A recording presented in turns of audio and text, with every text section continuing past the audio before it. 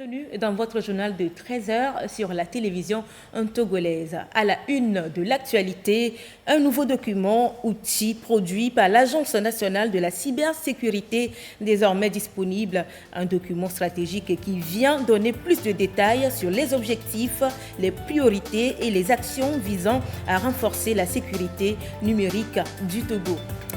Le 10 août dernier a été célébrée la journée de solidarité avec les détenus. En marge de cette journée, l'association Solidarité mondiale pour les personnes démunies et les détenus et ses partenaires étaient hier à la prison civile pour la commémorer avec les détenus et aussi les sensibiliser. Était présent également sur les lieux le ministre de la Justice et de la législation garde des Sceaux. Et puis samedi dernier, les fils et filles de la préfecture du Bamounou ont célébré leur fête traditionnelle à Kouedazan. Cette célébration, qui était à sa 3e édition, a été marquée par des danses traditionnelles, des démonstrations mythiques et bien d'autres. Au premier rang des spectateurs, le ministre de la Culture et du Tourisme, représentant le chef de l'État, Faure Essozimna Nyasingbe. Bienvenue à tous. Le président de la République, Faure Essozimna Nyasingbe, a assisté hier dimanche 11 août 2024 à Kigali à l'investiture du président Paul Kagame, réélu le 22 juillet dernier à la magistrature suprême de son pays. Plusieurs autres dirigeants africains ont également pris part à la cérémonie dans la capitale rwandaise. Le président Paul Kagame a réaffirmé à l'occasion sa détermination pour la poursuite du développement socio-économique du Rwanda et le renforcement de l'intégration africaine. Pour sa part, le chef de l'État togolais a réitéré ses chaleureuses félicitations à son homologue rwandais et a souhaité plein succès à son pays durant ce nouveau mandat. En marge de la cérémonie d'investiture, son Excellence Faure Essozimna Nyasingbe s'est entretenu avec le président Kagame sur la diversification du partenariat bilatéral et les échanges au plan continental, notamment dans le cadre de la zone de libre-échange continentale africaine, ZLECAf, de même que sur les questions de paix et de sécurité. Nous y reviendrons. Le Togo se dote d'un document outil stratégique visant à assurer sa transformation digitale. Une initiative du chef de l'État, Faure Essozimna Nyasingbe, qui veut faire des technologies de l'information et de la communication l'un des piliers de son développement socio-économique. Et ce document numérique produit par l'Agence nationale de la cybersécurité servira à renforcer la sécurité numérique du Togo pour la période 2024-2028. Ulrich Amega. Plan stratégique 2024-2028 de la cybersécurité pour faire du Togo un leader régional en la matière. Le référentiel est conçu par l'Agence nationale de la cybersécurité et devrait contribuer au renforcement de la sécurité du pays. Étape cruciale dans l'engagement du président de la République, Faure Essozimna Nyasingbe, à faire obstacle aux menaces numériques de toute nature. Une garantie de protection offerte aux citoyens, aux entreprises, ainsi qu'aux infrastructures et services critiques contre les menaces terroristes. Désormais, les cyberattaques seront anticipées et déjouées. À la clé, l'assurance du développement de l'économie numérique. La stratégie repose sur 4 piliers essentiels. La promotion de la culture de la cybersécurité, la protection des systèmes d'information critiques, le renforcement du système de réponse aux incidents informatiques et le renforcement des mécanismes juridiques envers les auteurs de crimes et délits de cybersécurité. Ce document, qui servira de guide pour le pays jusqu'en 2028, est la résultante d'une concertation des principaux acteurs du secteur. Ce qui démontre une fois de plus l'engagement du chef de l'État à mener une lutte sans merci contre la cybercriminalité. À travers ceci, le Togo concrétise peu à peu son ambition d'être une référence en matière de plateforme des services numériques en Afrique de l'Ouest à l'horizon 2025.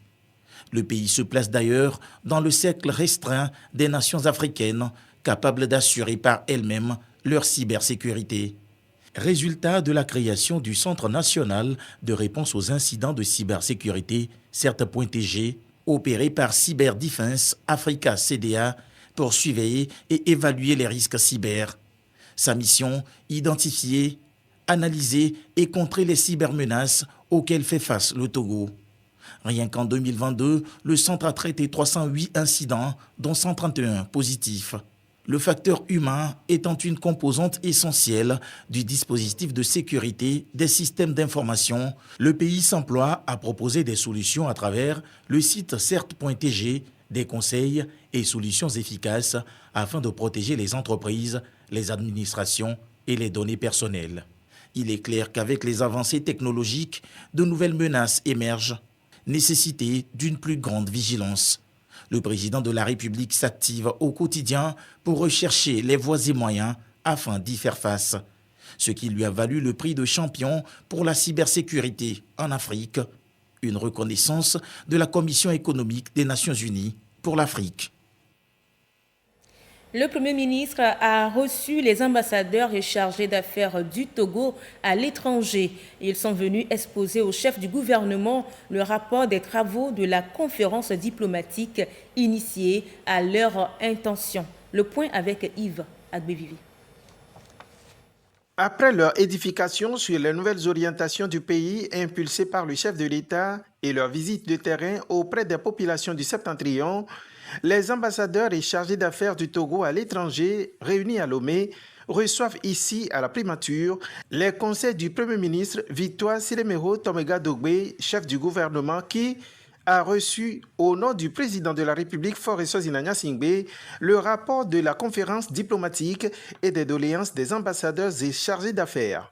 Nous sommes venus restituer les travaux que nous avons eu à faire, nos échanges, tout ce que nous avons appris de la nouvelle donne de notre pays et dire que nous sommes désormais prêts pour vendre notre pays sur la vision éclairée du chef de l'État, sur le renouveau du Togo, sur les défis pour le développement de notre pays et sur un certain nombre de petites doléances que les ambassadeurs ont voulu adresser au chef du gouvernement et au président de la République.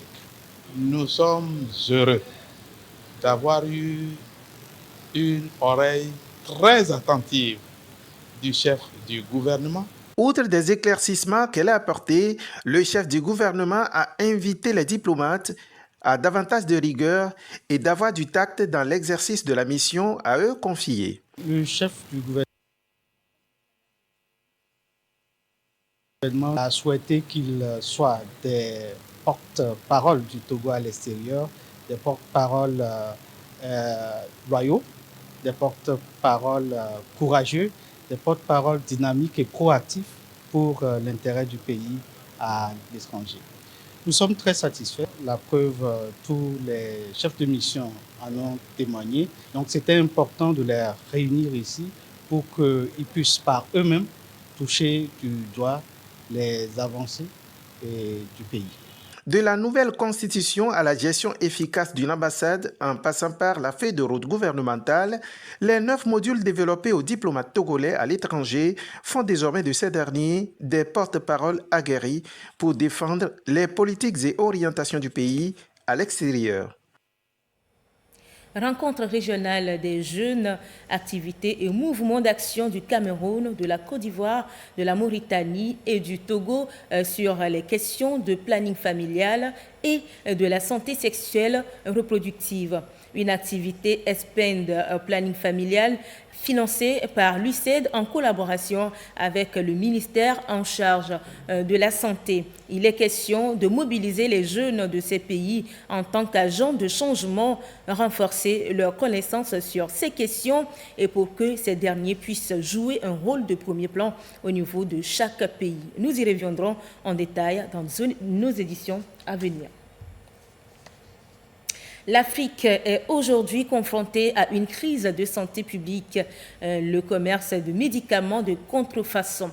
Et ces produits dangereux circulent sur les marchés ici et là, affaiblissant la lutte contre les maladies comme le paludisme et la tuberculose. Et selon les Nations Unies, près de 500 000 personnes en Afrique subsaharienne meurent de la prise des médicaments de contrefaçon.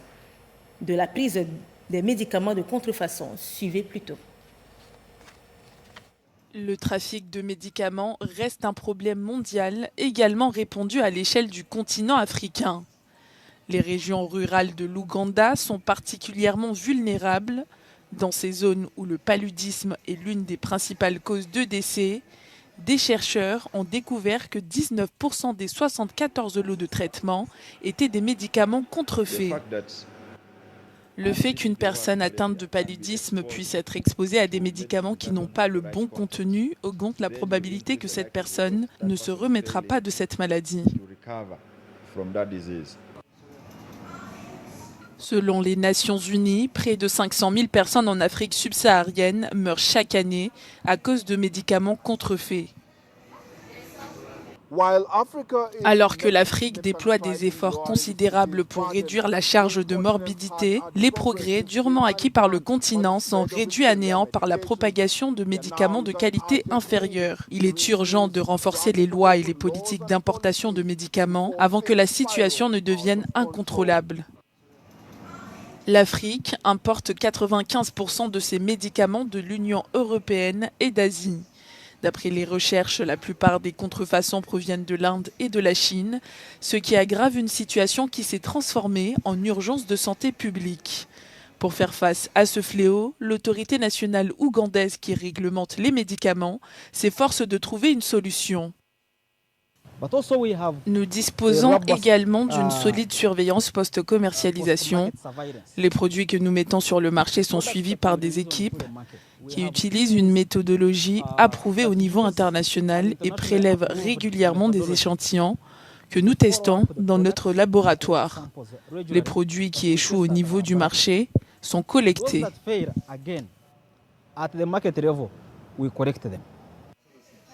Pour pallier le problème, les experts appellent à la mise en place de solutions locales. Pour nous, il s'agit de prendre des mesures positives et d'établir des investissements pour notre propre peuple. L'Afrique devrait probablement se réunir et voir ce qu'elle peut faire pour ses propres citoyens, au lieu de s'appuyer sur les établissements que nous avons eus dans le passé et qui ne peuvent pas aider dans une telle situation. Pour l'heure, l'Afrique ne fabrique que 3% de l'approvisionnement mondial en médicaments. Une vulnérabilité mise en évidence lors de la pandémie de Covid-19.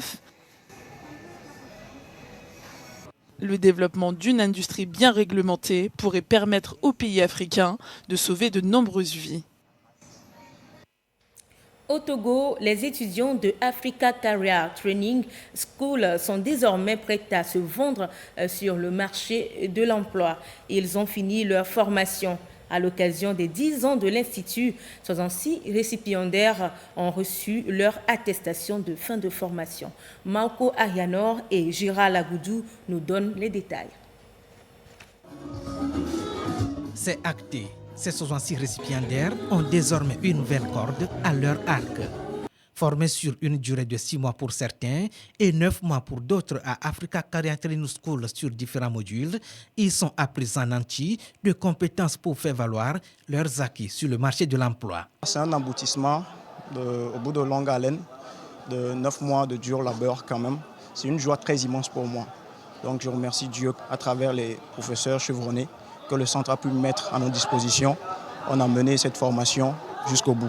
Émue, très contente de mon attestation parce que ça va me permettre de me lancer dans le marché de l'emploi. Africa Career Training School, un centre de formation professionnelle axé sur un enseignement de qualité pouvant favoriser l'insertion professionnelle des apprenants. Et après 10 ans de parcours, l'heure est au bilan. Nous sommes en train de couronner le succès d'un dur labeur. Nos étudiants ont passé des durs moments d'apprentissage. Et aujourd'hui, nous sommes là pour vraiment démontrer ce qu'ils ont fait au grand public. Donc nous avons eu à les tenir dans plusieurs modules je peux dire des modules purement pratiques. C'est notre 10e anniversaire. Nous avons eu à former plusieurs étudiants et aujourd'hui nous sommes fiers. Nous avons eu à placer plusieurs de nos étudiants dans la vie professionnelle. C'est une grande satisfaction. Et ce parcours de 10 ans a été vraiment parsemé de beaucoup de succès. Créé le 11 août 2014, Africa Career Training School bénéficie de l'appui de ses partenaires des États-Unis d'Amérique. Aujourd'hui, le centre offre des formations en informatique bureautique, secrétariat bilingue, assistance comptable, maintenance réseau, multimédia et bien d'autres encore. La communauté des Mina, dans l'optique de la conservation et de la perpétuation de leurs rites et traditions. Les Mina viennent ainsi de lancer Bakatoué à Nézan de cette année au cours d'une conférence de presse samedi à Anéro. Plusieurs activités vont meubler cette célébration qui connaîtra son apothéose le 7 septembre prochain. Maoko Ayano nous fait découvrir les actualités au menu de cette célébration de 2024 avec la voix de Norbert Agbedam. Dans ce palais royal de la ville d'Anéro sont réunis les dignitaires du trône. Ils donnent le ton aux festivités de Bakatoué à Nézan, une fête traditionnelle qui sera marquée essentiellement par des rituels en honneur aux divinités ancestrales. Cette célébration est une occasion pour mettre en valeur les identités culturelles que regorge cette communauté. Nous avons mis la fête de 2024 sous le signe de l'intégration multiethnique que représente la ville d'Anéro. C'était une plage où il y avait un campement de pêcheurs.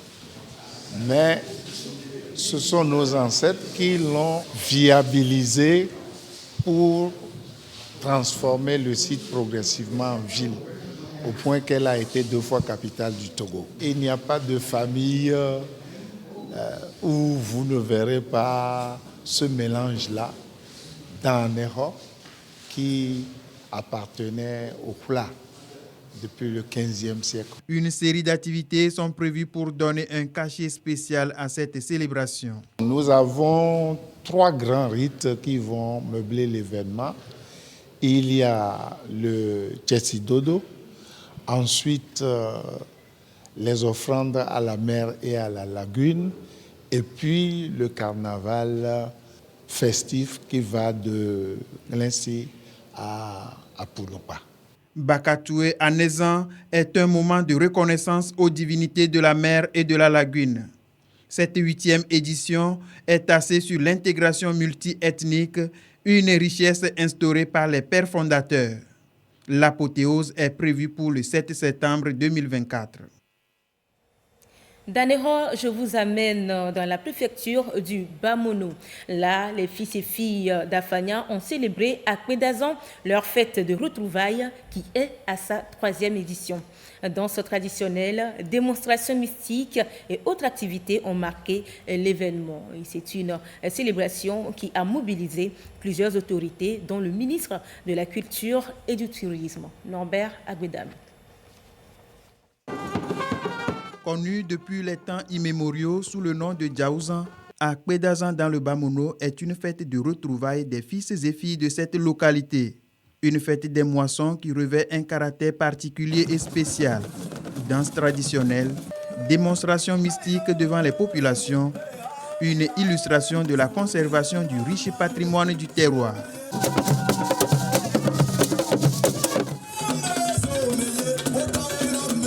À Kpédazan, c'est aussi un moment opportun de communion entre les fils et filles du Bamono pour se ressourcer aux valeurs ancestrales et réfléchir sur les projets de développement de leur préfecture.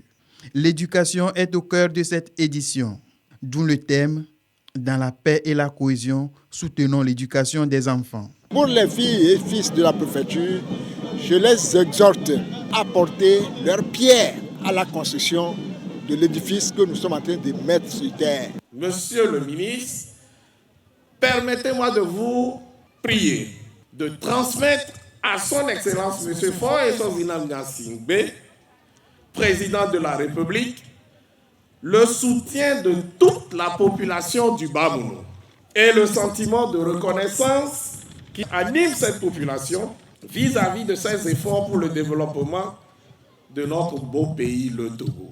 Le ministre de la Culture et du Tourisme, représentant le chef de l'État, Faure Essosim Nanyasingbe, a salué le dynamisme et le réalisme qui sous-tendent cette cérémonie.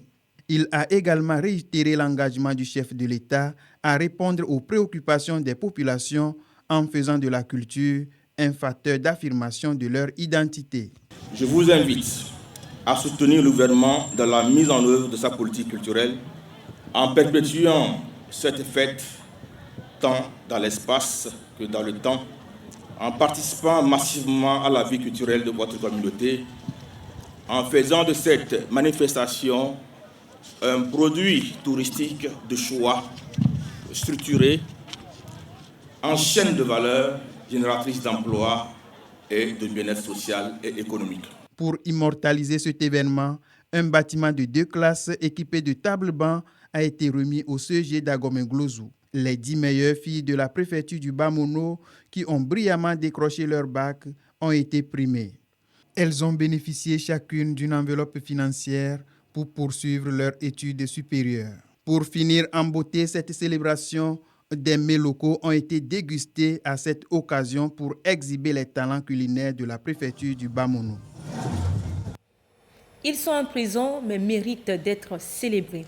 Les détenus de la prison civile de Lomé ont reçu la visite de l'association Solidarité mondiale pour les personnes démunies et les détenus ainsi que d'autres partenaires. Ils ont été sensibilisés sur les conséquences négatives de la récidive et les bénéfices de la réinsertion. La journée de solidarité des détenus, c'était aussi l'occasion de les encourager à trouver des activités productives et constructives. C'était en présence du ministre en charge de la Justice. Le compte rendu avec Marie-Thérèse Nabédé.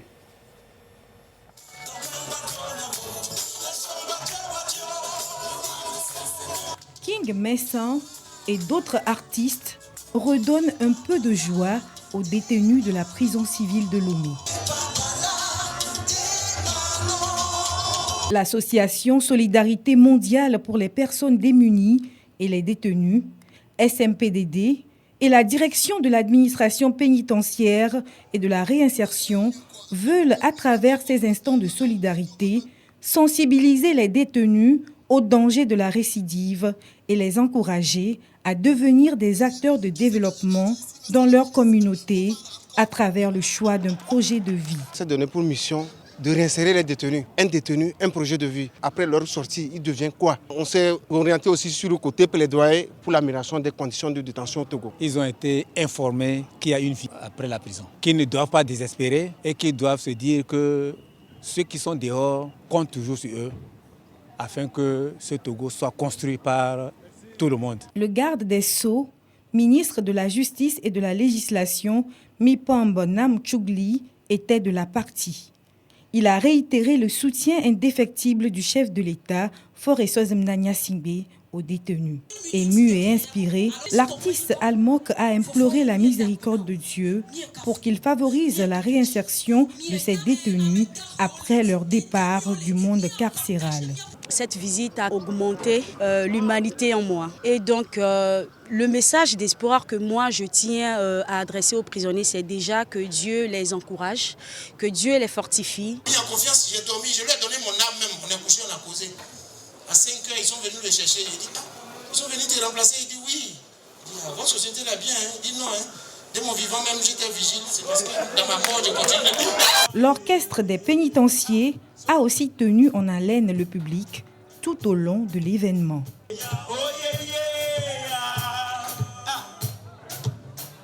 Après les luttes initiatiques des Evala qui se sont déroulées en juillet dernier à Kara, les Evala sont de retour à Lomé avec le désir de faire redécouvrir en live la tradition à la population de Lomé. C'est une initiative portée par l'association Ensemble pour un meilleur à venir. Et l'événement est à sa première édition avec pour objectif de donner une seconde chance à tous ceux qui n'ont pas pu effectuer le déplacement dans la Kosa pour revivre la tradition kabyé. Un reportage de Victoire Kaliwa avec la voix de Marie-Thérèse Nabédé. Des chants et danses exécutés par les ressortissants de la Kosa à Lomé pour faire redécouvrir à la population du canton de Légbasito les rites traditionnels kabyés. L'un des moments les plus attendus a été la démonstration des luttes traditionnelles et l'initiation des Akéma. Deux rites symbolisant le passage des jeunes garçons et filles à l'âge adulte. Une lutte qui a permis aux spectateurs d'assister aux différentes empoignades ou forces, courage et respect des règles à observer pour vaincre l'adversaire. Outre les luttes des Evala et le défilé des Akéma, d'autres aspects de la culture étaient également à l'honneur. Entre autres, les fondements philosophiques de la culture kabyé. Avec nos ancêtres, il y avait des fondements philosophiques qui présidaient ces initiations. Donc pour être évalo, il faut d'abord être endurant. Et l'initiation consiste à porter des scarifications. Ces scarifications sans anesthésie provoquent la douleur, mais évalo ou Akpenou ne doit pas exprimer sa douleur. Ceci la prépare ou le prépare à affronter les difficultés de la vie. Pour les organisateurs, cette première édition est un pont culturel entre le Nord et le Sud qui va non seulement permettre de faire découvrir la culture du Nord à ceux qui n'ont pas pu se rendre à Kara pour vivre l'événement, mais aussi renforcer les liens culturels entre les différentes régions du pays.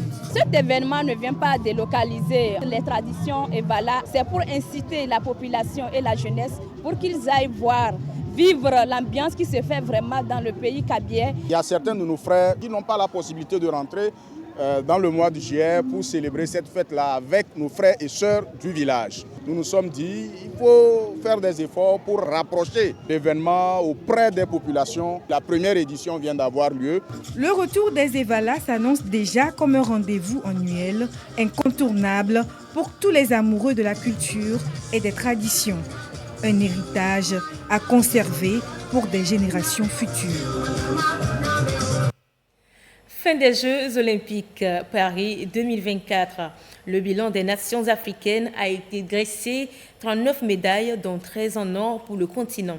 Parmi les pays africains qui ont participé, c'est le Kenya qui occupe la première position. Suivez plutôt. À l'heure du bilan des Jeux olympiques de Paris 2024, le verdict semble unanime. Il y a une super atmosphère partout, des bons restaurants, de la bonne musique. Tout est très bien. On a énormément profité. Tout était génial, c'était spectaculaire, on a vraiment adoré. Dur de faire mieux.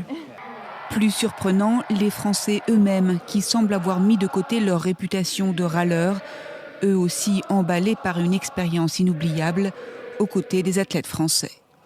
Lundi, c'est le retour à la réalité. Il va falloir revenir à comme avant, à réussir à passer à autre chose. Mais je pense qu'au-delà de ça, on peut être heureux de l'image que la France a renvoyée pendant ces 2 semaines. Franchement, c'est top. On vivra sûrement ça qu'une fois dans notre vie, donc c'est à faire. C'est passé trop vite. 2 semaines intenses de compétition pendant lesquelles les athlètes français ont pu compter sur le soutien de supporters qui ont répondu présents dans une ferveur inattendue dans les tribunes. Avec des gradins et des sites olympiques placés au cœur de la ville, c'était un mariage du sport et du patrimoine inédit dans l'histoire des Jeux olympiques. Paris nous a montré l'art parfait de combiner la tradition et la modernité. C'est vraiment génial. Mais il ne faut pas oublier une face plus sombre de ces Jeux olympiques, les étudiants mis à l'écart au printemps ou les expulsions de camps de sans-abri. Cette association est venue rappeler cette semaine place de la Bastille qu'il y a des oubliés des JO. Femmes, bébés, enfants qui sont à la rue tous les jours, ce qu'on appelle les oubliés du 115 ou les oubliés des Jeux olympiques, ceux qui ont été vidés des hôtels, ceux qui ont été vidés des squats.